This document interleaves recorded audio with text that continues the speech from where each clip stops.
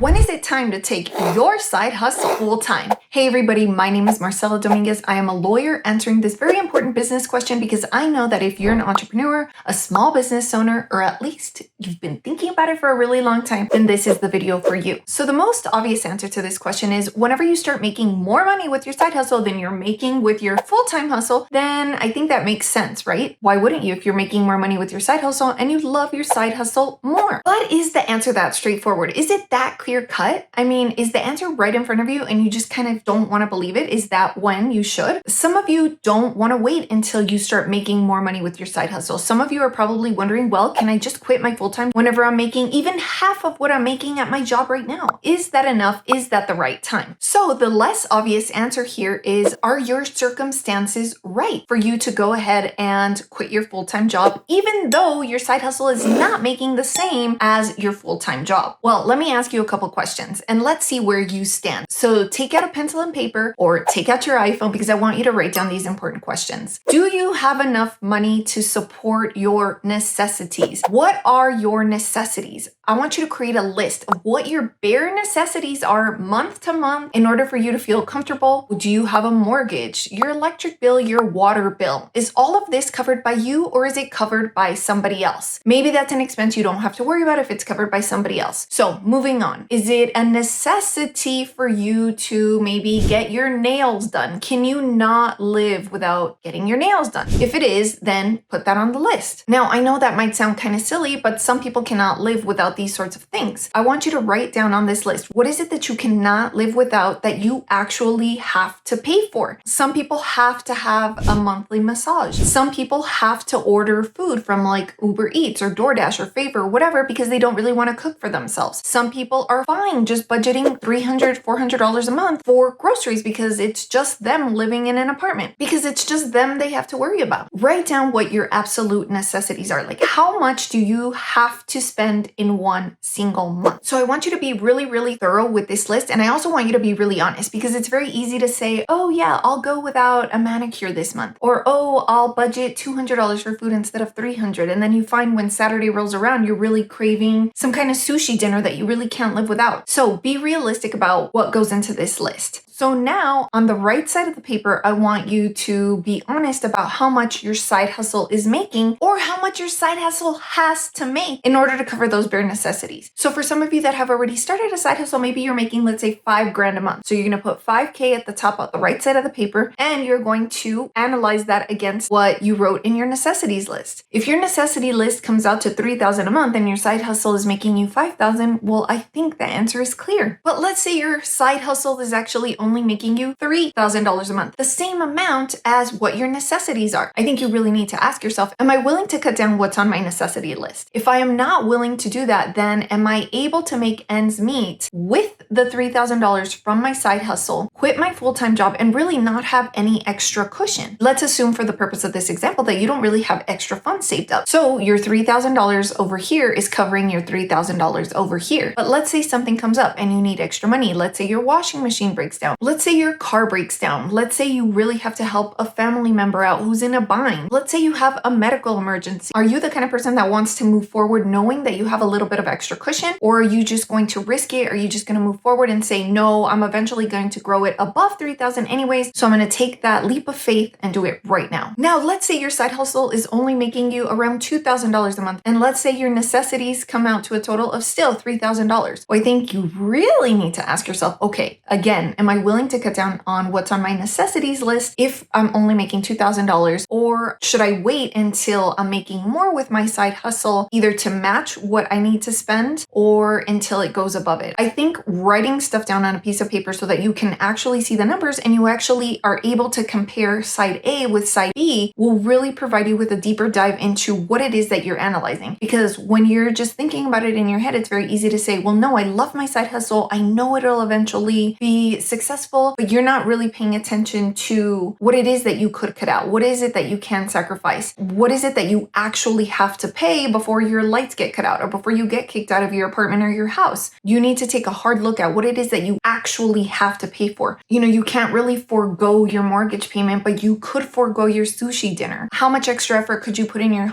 side hustle so that you don't have to worry as much about cutting stuff out of your list? Being able to see that on paper is going to make a big difference for you. So for lots of you, the question isn't how I'm going to quit my full-time job. It's when should I quit my full-time job? How do I know if my side hustle job can become my full-time job now? So be honest about what's at stake for you here if you do quit your full-time job and you aren't making enough with your side hustle. Are you at risk of not being able to make your mortgage payments, your utilities? Do you send your kids to private school and you're not able to make the school payments now? Are you somebody that is not going to be able to buy groceries now? Are you going to be living off of ramen and grilled cheese sandwiches? And are you okay with living off of ramen and grilled cheese sandwiches? I mean, people have done it. These headlines are not made up. There are plenty of entrepreneurs who have made sacrifices for a short amount of time so that they can build and grow their business or determine if it is viable. Are you less of a risk taker and you really want to make sure that your side hustle is bringing in a lot more income than your current full-time job before you decide to jump ship? For lots of you who have a family, you might have dependents and you really can't afford to just leave on a whim, and you can't afford to take as many risks as somebody who